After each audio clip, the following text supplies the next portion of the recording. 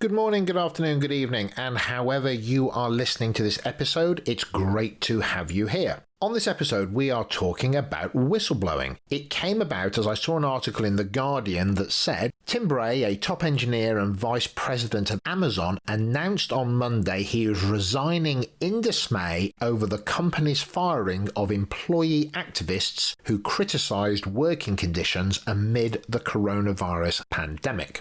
It made me think, when is it okay to whistleblow? On this episode, I have the great and powerful Kevin Green and the insightful and tenacious Stu Trevena joining me in the conversation. On another note, I have some great guests that are being lined up. Patricia White, the CEO of the charity Suited for Success. Paul Foreman, COO at Formica. Kath Possamai, CEO Recruiting Group British Army. Major General Paul Nansen, who's the Commandant at Sandhurst, the Leadership College for the British Army. And Dave Ulrich, the HR guru. Others coming online as well, but those are some great guests that I'm looking forward to interviewing, so you'll be able to hear those sooner rather than later. Exciting times, right? Enjoy the podcast.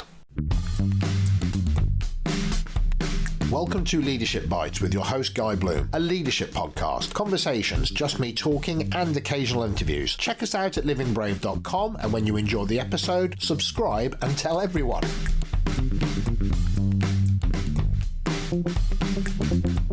So here we are.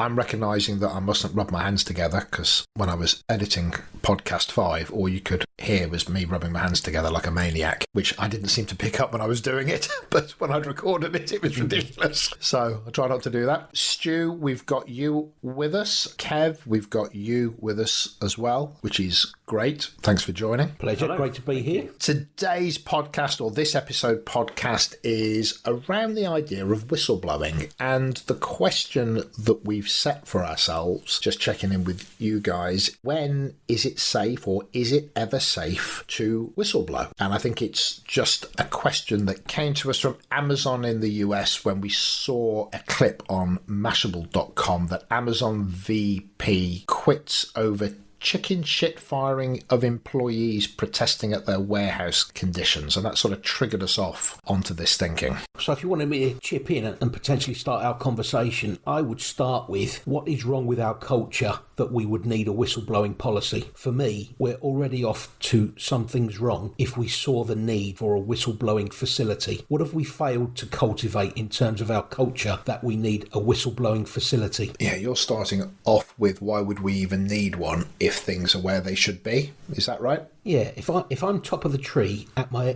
an organisation, I am responsible for setting the tone for culture and how that permeates the whole of the company, the whole of the organisation. So what is it that we've potentially missed in terms of how we lead, how we manage, how we performance manage, how we create safety, to speak openly and frankly? What have we failed to achieve that we now need to consider we need a whistleblowing policy or facility? Why do our people feel so unsafe and insecure that they need an anonymised process for letting me know what's wrong at my place? So there's a few things going on there. One of them is, even if we think the environment and the culture is fabulous, would it be wise to have one because there are some people that may be behaving in a manner that requires an anonymous process to exist for somebody to be able to talk about them if they, for example, are a bully or penalised. So it might be interesting to, should we have one, but actually what would the repercussions be of not having one, even if the environment was a good one? I think that's it. I think in any other situation where wrongdoing is happening, you'd like to think there's a voice that could be shared somewhere else. You use the word bully, whether it's a school bully or something we see out in the street and we involve somebody. I think the fact that it's an organisation doesn't really take it off limits. I think the behaviour is the behaviour we would see anywhere. So I think it's important it is there, but I also think what you've just said there, Kev, is about what exists within the culture that causes somebody to do that or drives somebody to do that. And I think when we say culture, you could have organisational culture, but also I guess you've got like the micro culture that might exist just with my leader or the space that's immediately around me. So I think there's quite a few layers below this that's probably worth kind of exploring. I'm just reading this directly off the internet, which said after 2 employees were fired over speaking out out about warehouse working conditions, a VP at the company quit with a fiery message. VP and engineer Tim Bray, who worked at the company for 5 years, said he quit in dismay at Amazon firing whistleblowers who were making noise about warehouse employees frightened of COVID-19. He went on to describe the firing as chicken shit, which is a fantastic phrase. And interestingly enough, I mean, I don't know, but I wonder, first of all, is there anonymity in the process? Or one would seem that not, because they know who they are. There's a difference probably between an anonymous whistleblowing policy where somebody can anonymously say things versus they were actually talking about it, inverted commas, therefore are branded as whistleblowers. So I'm not quite sure on the exact mechanic of it, but there's something around the difference between the capacity to talk about what's really going on versus having a policy or a process to highlight wrongdoing. And that's quite interesting. I think you're because I'm always a bit cautious where, you know, we see stuff in the media which stimulates some of the conversations that we have, and I am always slightly cautious about how much information we have actually got access to. By nature, it's a story; it could be sensationalized. There's, you know, who knows the layers of truth that sit within it. As the story goes, they were actually sacked for a breach of communication policy that Amazon has about talking about what they do. So, and I think you're right. And then I think the label of whistleblowing has gone on top of it, and I think they did it on Twitter. I think is where it was. I've read in the story that apparently subsequently, because you're right, they were commenting on about safety in the warehouses, and I've said allegedly since this has happened, safety has increased within the warehouse. So there's a little bit for me that's kind of, well, was what they were saying true? And we've had a reaction around it. Have we responded because it's in the media and we've kind of had to, and now we're being held to account externally, and it could be bad for our brand reputation or whatever it might be. But there is also I quite like the VP that's gone. I really like that. I met a CFO of an organisation, and he was talking about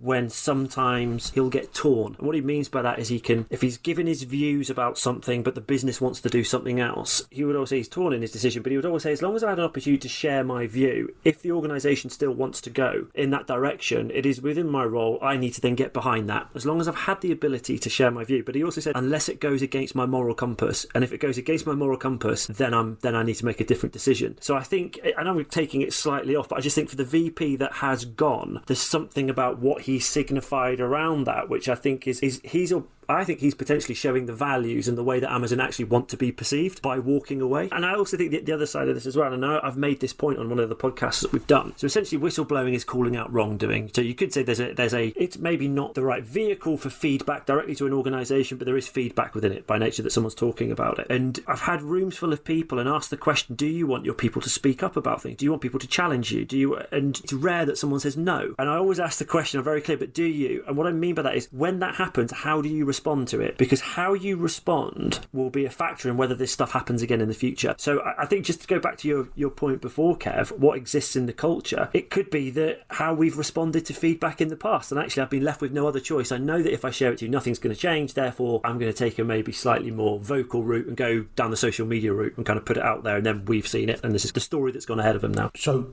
go back to your earlier point then, Stu, in a room full of people, when you're asking them, do you want your people to be able to speak up, to let you know what you need to know in order to make this place better? Yes, we do. Then the follow-up question is, what do you do and how do you show up into work that makes it safe for your people to speak up? Because depending on the tone and pace and how you show up into that space and conversation will let your people know in turn, is this a safe environment? Is this a safe culture where I can whistleblow without the need for whistleblowing, if that makes sense? I don't need a formalised process to be wrapped around it. I just feel safe enough to call bad stuff out when I observe it happening that is in direct contravention of the organisational values. Yeah, that's interesting, isn't it? The whole idea that, almost back to your point of why even would you have a whistleblowing policy or process? Because in theory, if we have an organisation that is genuinely curious to understand or to demonstrate that it's listening, then there's a difference between the feeling that you've been heard and you are still in disagreement versus the fact that you think something is illegal or unethical, dangerous, etc., and that is not being listened to. So there's a separation of I agree or disagree, am I being heard or listened to? Well, I may go on Glassdoor or make some comment by leaving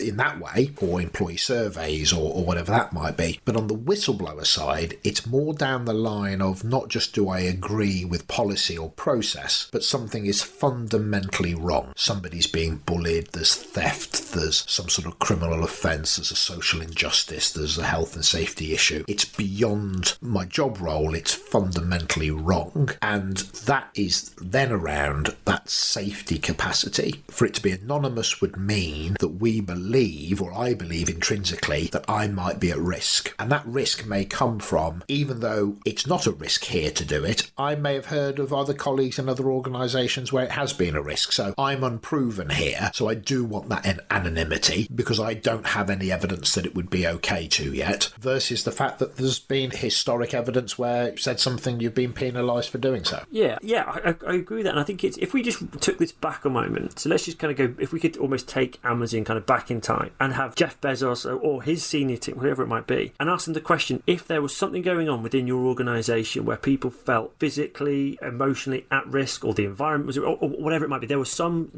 wrongdoing happening, would you want to know about it? And I can't imagine anyone saying no. So they would. So I think the appetite to hear it is there. I think something must be happening behaviourally to mask that a little bit, or give the impression that maybe they don't. So to go back to Stu's point about Jeff Bezos, would you want to know if something wasn't right at your organisation? The only answer he would come up with is yes. And so you could then argue for him to say, so what procedures have you put in place at Amazon to make sure that your people can let you know what's adrift? And then that would be a good argument to say, well, we have a whistleblowing policy to make it absolutely safe if people within this organisation don't feel that they can talk about it locally with their own line of management. But then, of course, I need to know, well, what is the track record of success or failure of using that whistleblowing policy? Because we could go back to 2016 and the group CEO was fined for being found out that when a Barclays Bank employee wrote an open letter to challenge the credibility of a fellow senior appointment, the Barclays CEO then went on what was described as a witch hunt to identify the whistleblower, and he was fined for that behaviour. So if you have a whistleblowing policy in place, I now need to know, is it safe to use it? Because a large organisation like Barclays has shown themselves to be capable of instigating a detective type process to find out my identity, and that's another ball game as well. So part of this is multi-layered, isn't it? There might be a process, but then there also has to be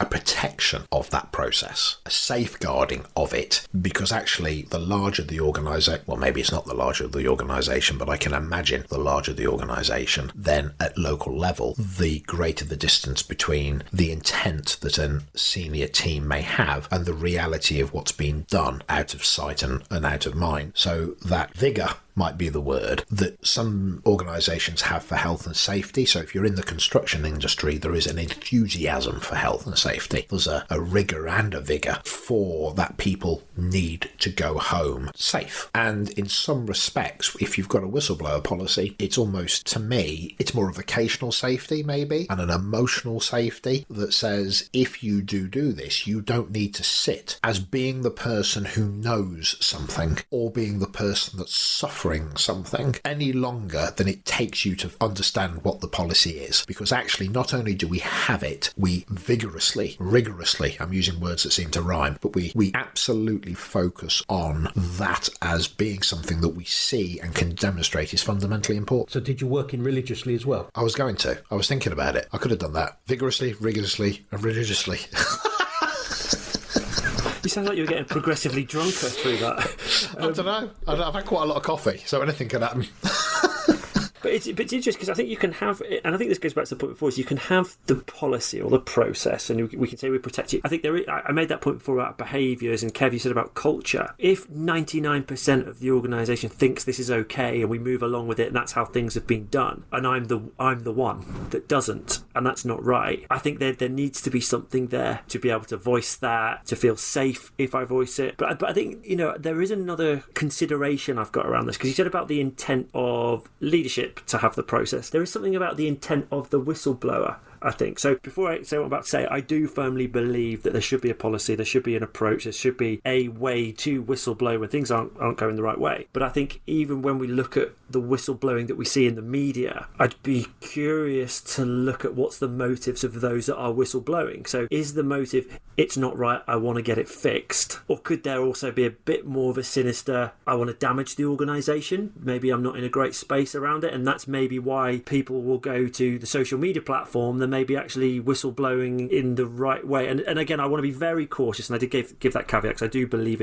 we should have one there. But I guess again, if somebody's leaving with a motive of doing damage, what's gone on internally to drive someone to do that? Do you know what I mean? It's almost, and I think that's maybe what we see sometimes in response to that is kind of damage limitation. And again, I think what we also see is sensationalized versions of whistleblowing, and the way it's portrayed quite often is the organisation is bad, and there's a bit of a tainted perspective given to it. Well, if somebody is whistleblowing, it has evidence and it has data around it, and it stands up to some form of scrutiny. If somebody is, inverted commas, lying and using the whistleblowing policy as a way of trying to manifest it as having greater impact, then it should stand up to investigation and to scrutiny, I would have thought. Yeah, and I guess if you follow a policy, what I mean is where you see someone will go on social media. So I haven't gone through a policy, I haven't done it for that. Maybe I've gone out there and I've leaked. I'm saying leaked. That's probably the wrong. Do you know what I mean? Because I think this started. It wasn't necessarily a whistleblow. It was a couple of individuals who put something on Twitter about their experience. There's something around the motive there. So yes, so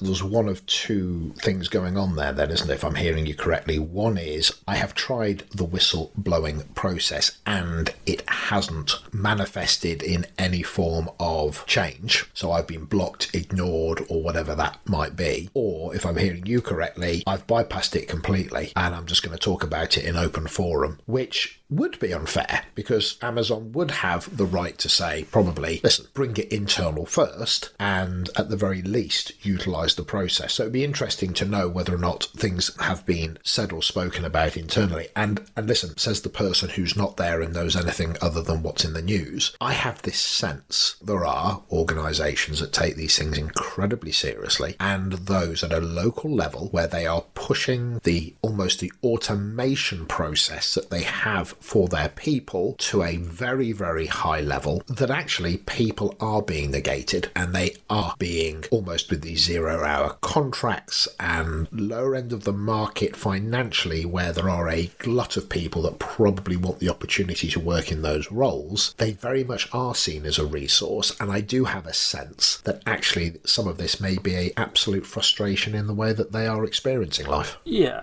I think that being seen as a resource, I think it's quite a sweeping statement. I think that's a very individual view. So I don't think there'll be an organisational view that is seen as a resource. I think even within that, you'll have those that will have a genuine duty of care and compassion for the people, and those that maybe are slightly more focused on end result and number. And I guess maybe that's why, that at its core is why you need to have some sort of process or approach, way of kind of voicing these concerns when they happen. And I guess if I am, maybe the more I'm talking about it, if I have someone that maybe is more of the resource numbers and there's a behaviour that's demonstrated around that, well, that could signal to me that, do you know what, you're probably not the sort of person that wants to hear this, or my experience or my story of you doesn't demonstrate that you're going to be that open to it, therefore I might need to take this somewhere else. I do believe, I know I started off the conversation by saying what's flawed in our organisation culturally, that we would need a whistleblowing policy. That was to start or trigger our conversation and discussion. I do believe that there should be one, because in an organisation the size of Amazon, Jeff Bezos can't possibly hope to control every single microculture in his business. So yes, I believe that there should be one. Also, to Stu's point earlier around in some way for the protection of the organisation itself, i.e. some people will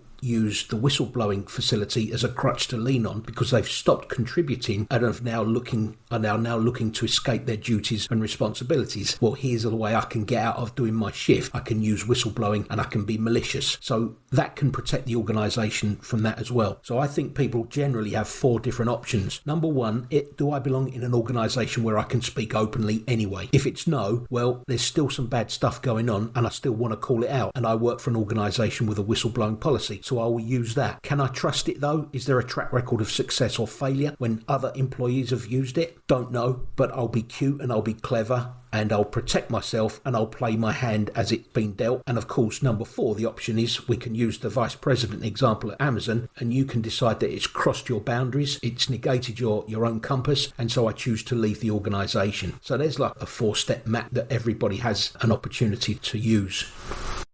I was just laughing then if there's 4 red mute buttons. So is there anything else then around... I'll leave mine on and do a massive cough and then we'll start. Exactly. Yeah. When it comes to whistleblowing, I'm wondering what it is that constitutes then whistleblowing. Does it have to be something of significance? Theft, dishonesty, bullying? Does it have to be a biggie? Or actually, is there room for just behaviour that is less than helpful, but nobody's listening to that individual at the level that they're operating at? All of the above, which doesn't really help. So I think that there's, and I use that expression, there's wrongdoing. So that could be criminal activity, could be individual harm, so either on a physical level or emotional level, maybe environmental harm. But I guess also, if I'm being bullied, let's just say, and I've gone through the grievance procedure and I feel that it's not been just, or it's been brushed under the carpet, I've tried. Do you know what I mean? I've tried to voice it. It hasn't worked. Maybe I feel like I've got no option left but to go down the whistleblower and go to an intermediary, whether that's in the public eye or not. So I think it's all of those above examples together. I don't think there's a specific, it has to be at this level. People are dying or millions are being impacted, case by case, which maybe is why that we should protect it as a process and as a means for people to raise their voice. I don't think that it does have to be a biggie. For example, I want to use the whistleblowing policy now and framework to say that my boss doesn't say hello and good morning to me. You what? You're using our whistleblowing facility to say that the boss didn't say hello to you. Well, when you find out that he systematically says hello and good morning to every single other team member daily, but never says good morning to me, flipping it, well, I get that. So the appearance of a biggie could be a smallie. But... You should write policies, man. You should definitely get into policy, right? but it's still real, you know what I mean? I do want to see the policy document that goes defining biggies and smallies. That'll be perfect. And now we have to work in a way of talking about the rapper Biggie Smalls, right? Biggie and Smallie. But you know what, mate? I think in something like this, in that example, I'm not good. I'm a biggie or a smallie, and it gets out. It's in the public eye. That's where I mean it will get focus. The brand will have some sort of impact around it. What's the motivation of the individual? Is it genuine? Is there an investigation that happens off the back of it? I think there's so much more that kind of goes on. I guess maybe now whistleblowing's been a constant. We should always give people the ability to raise challenges or concerns. But I guess now is the importance even more so for an organisation. Previously, whistleblowing, unless it was a biggie, might have gone relatively unheard of. Whereas now we've just seen it. The whole Amazon, this whole podcast is based on an individual gone home, tapped out 40 characters. I'm not even sure what the tweet limit is now, number of characters, and it's global news. It's caused the VP to resign. 10, 20, 30 years ago, in another organisation, what would that have been? A letter to the paper that didn't get published, and we kind of moved on. So I think there's the importance of it. I think maybe for an organisation, leadership has changed because of the power of the voice that I now have. And maybe that's the thing with whistleblowing. Maybe it's the power I have when I whistleblow has maybe sat more in the individual that's doing it than it ever has done before. Yeah, the footprint is deeper and much longer lasting. That's really true. Maybe you only hear about a lot of these by exception. You don't hear about where they actually work very, very well, i.e. somebody whistleblew on Tuesday and the company took it seriously. And how would you go about measuring the results of a whistleblowing facility, i.e. I can show you all of the cases that we've been able to investigate with all of the outcomes and conclusions. We have many examples of people using the facility. I don't know if that would be a good thing or a bad thing, that so many people can use it that freely and that frequently. That's quite interesting, actually, the dynamic of internal marketing, of evidencing the fact that these things have happened. The flip side of that same coin is, no, we have a whistleblowing facility and we're very proud to say that we have had no instances of whistleblowing during the last 24 months. But that just means that you are sweeping stuff under the carpet and making every voice hidden. You've found a way of squashing the voice of the workforce. It's not something I've given a lot of thought to, actually, which is quite interesting, that dynamic of how you tell an audience that this has happened. And maybe you actually have 34 people this year have used the whistleblowing process, to which we have found investigations have been done and they've come to really satisfactory conclusions for all parties involved. Not sure what the vocabulary would be. How do you highlight that? So that would be an interesting thing to consider, actually. I think the example you've given there, where both parties are satisfied with the outcome, or makes it seem like there's a grievance. Do you know what I mean? I've been hard done by. Yeah. And I think some whistleblowing will do that. I'm a really big fan of Matthew Said, and one of his books is Black Box Thinking, which is all about our willingness and ability to learn from mistakes. And he talks about how do you generate a culture where people are willing to call that kind of stuff off. And call that stuff off? Call that stuff out should be more appropriate. And the reason it's black box is plane goes down, we have the black box, we understand everything that caused that to happen. And it's not done because we want to attribute blame, it's to understand what we can do better to prevent this happening again in the future. But how often in an organisation is almost the opposite of that true? That when something bad happens, to your point, do we want to sweep it under the carpet because it shows that we should have all the right answers, or we're cleaner than clean? So it goes back to my earlier point around, I think there's something behaviourally that we put out there as leaders around, do we create an environment where people feel they can, but also what do we do in the face of hearing maybe some of the negatives or the dark parts of our organisations? But so we make comparisons to like the NHS. If somebody dies in surgery horrifically, what they'll either see is an acceptance of, well, that's just one of those things, or almost a brush it under the carpet. Do you know what I mean? So we have a 60% survival rate. Well, that's just how it is. Or something happens and what we do is we try to attribute blame for it. So then we fall into this place of looking to get financial reward for it and court cases. So it's almost is trying to generate a culture where things happen, we can call them out because we're focused on making things better rather than justification of position. I'm right, you're wrong. This isn't what we stand for. There's an embracing it. There's a highlighting it for its true intent. Yeah, exactly. So let's just say with a surgeon, and there's a junior, I don't know what the title will be, junior nurse, let's just say. Something's gone wrong. Now, do I call that out? Can I put my hand up and say it? Or because it's just one of those things, and because of the blame culture and what goes on, do I just almost keep my head down and I hold the position because of my level of seniority? Or do we, in that kind of environment, set up a space where, do you know what, as someone that sits in your senior position, if you feel that things aren't going right, or there's areas that you see that could be done better, or you want to call stuff, I want you to tell me. And it's not about personal views of where we sit, it's actually because I have a willingness to learn from that, I have a willingness to do something with it. So the only agenda there is what we can learn from it, as opposed to either escaping blame or apportioning blame. Yeah, and I guess if we go back to what's the motivations of a whistleblower, is it to get it fixed, or was it to do damage to an organisation? I think there's a bit of a link there. Well, maybe it doesn't matter, because if it's true, then it's valid. And if I'm hurt or damaged or upset, I mean, let's take away somebody who's a fundamentally flawed human being who just wants to go around damaging things. Let's presume that somebody did enjoy their job at one point, something's happened, and now they feel aggrieved. And with that comes a sense of, I tell my boss. Well, I can't tell my boss, actually, because my boss is the problem. So I tell their boss. It gets ignored. I'm still suffering. This goes on for a certain amount of time. I try and do it anonymously. Like, they tell me there's been an investigation, and now I feel I'm being dealt with differently. Right, boom. And I'm now an aggrieved party, and I'm hurt. So, and I go to the press, or I go on Facebook, or whatever it might be. One could say, actually, it doesn't really matter what their intent is, because the reality is that the facts speak for themselves. If there is something amiss, it's amiss. So I don't know if intent really matters more than the facts of the matter themselves. Does it matter that I'm trying to hurt you as an organisation? Because you could say, intellectually, it would be good that if you were in a great place and you were doing it from a position of complete integrity with no intent to do harm. Or you could say, okay, you've got yourself into an emotional state where you now feel like a victim and you're lashing out. But if you're lashing out with no evidence, no data, and no truths, it will show itself for what it is. If you're lashing out with truths that then highlight things that are fundamentally flawed or wrong, the truth is its own impact. The fact that, and what it took for you to get there, to either have the courage or the anger or whatever it might be to do it, is almost not the point. See, I think it is the point for the organisation to have an appreciation of what have we failed to do.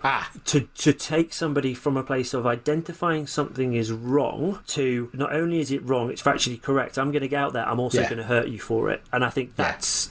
So I don't think it's negligible. How did it get to this? Yes. How did it get to this? Yeah. Right? Because actually, if it turns out that they are right, and I'm senior, and the bigger the organisation, I may say, or maybe I keep saying that, but maybe that's not got anything to do with it, but I'm at that very senior level, I'm slightly distanced from the reality of what's going on the everyday. What the heck is going on that happened? Yeah, right. And how did this individual get to that point where they were so miffed they had to do that? Yeah, and I guess to go to that rhetorical question earlier on, would you want to know if something was wrong in your organisation because you've got a duty of care? Would you want to know if something was wrong in your organisation because if it gets out, it's going to hurt the organisation? It's a slightly different position you're going to start thinking about and kind of taking there. Now, I know a lady who works for a very, very well-known organisation, and she was experiencing sexual harassment, and she had joined the company. She'd been there a very short space of time, and she was in her probationary period when this started to occur. Fantastically, is intelligent enough and strong enough as a human being, so she dealt with it by reporting it. And the response of the organisation was to do an investigation, and once it had been proven that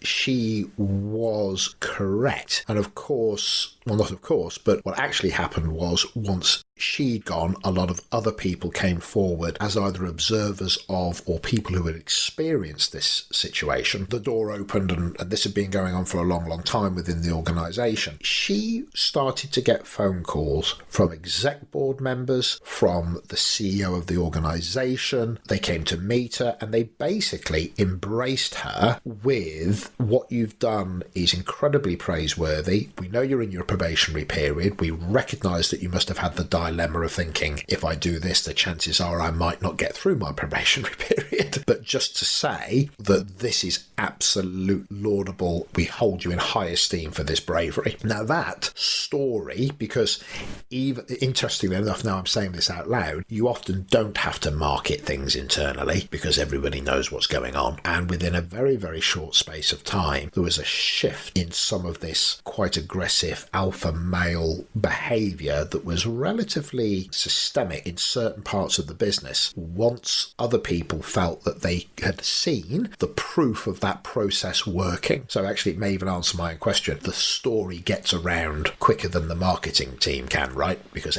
somebody knows, and once somebody knows, they tell their one confidant and boom, that spreads virally. Just hearing myself tell that story, I recognise that there's a strength sometimes in coming forward, as much as there may be an anger, and the reaction of the organisation really tells everybody whether or not it's safe to do this. That's a great story. I love that she came from a position of her own strength, spoke up, and as a result of her success, I now know, because of her brave action, that it is a process supported by the employer, the organisation at the highest level, and that you've now made it safe for everybody else to use it should they have genuine need to. And that's why it gains momentum and traction. The question that we posed at the start was, when is it safe to whistleblow? Just to be alert to that was the starting point for this, which is, I don't know if it is ever safe to whistleblow unless you have a relatively definable, observable evidence piece that it is. And if there is evidence that says, if you do this, then there is a safe space around you to do that, unless you are found out to be being vindictive or trying to do harm by using the process for negative ends, then there will be a punishment for that, as there probably well should be. But if you come from a place of integrity and there's evidence, that will be taken through to the end. And if there is no evidence, but you've come from a place of integrity with good intent, then there will be no punishment. In fact, we will hold you in high esteem for believing that you've done the right thing. Interestingly, I think at that point you go, but if there is no evidence for you in this organisation that this has ever happened, then there is an element of uncertainty, and there is an element of bravery would be required, and there is an element of risk that almost certainly comes with not having that evidential piece. And then you are empowered with your own choices and decisions making, as per our example that kicked us off, and that was the VP at Amazon. You know, when we have these conversations, we're not trying to preach or offer a methodology. it's us coming together on this forum to even hear our own thought, see where that takes us. You said about environment to share, and I think your story made the point. Even the Amazon made the story. I don't think it's necessarily the whistleblowing action itself. I think we're judged, and organisations are judged on how they respond in the face of that, whether it's true or otherwise. I guess in the version of the story that you shared. But I guess there's how do we respond when we're hearing the things that maybe we don't want to hear. Yeah, maybe that is. I think that's the thing that's coming through loud and clear for me. The individual may be right, they may be wrong, they may have good intent or bad intent. That will be the context of the individual. As an organisation and a leader within that organisation, do we have a technical process? Okay, that's one thing. But what is the culture, the behaviour, the willingness not to just accept things at face value, but to come at them in a manner that observers of the process and the person experiencing the process can believe in it and their own safety. And if there is no story around that, be that official or unofficial, that gives me that confidence, it's understandable that an individual will in essence feel that they are at an element of risk. And so maybe that's one very important thing for organisations to do, to be clear about how they allow these stories to be known or how they validate them, so people have clarity that they're genuinely safe in their capacity to be able to talk about the things that need to be talked about. I think that's an end. Group hug. Virtual high fives. Or I'll do that on the dashboard. Boom. Hello. I didn't know you could do that. Oh, I love that. There you go. You found a new button for me to press. There we go. Okay, well, listen, that's it. Whistleblowing. On that note, we'll crack on and I'll speak to you guys on the next one. Thank you, Guy. Thank you, Stu. Cheers, guys. That's it. Subscribe so you keep updated on new episodes. Visit livingbrave.com if you want to connect with us and find out more. This has been Leadership Bites. See you soon.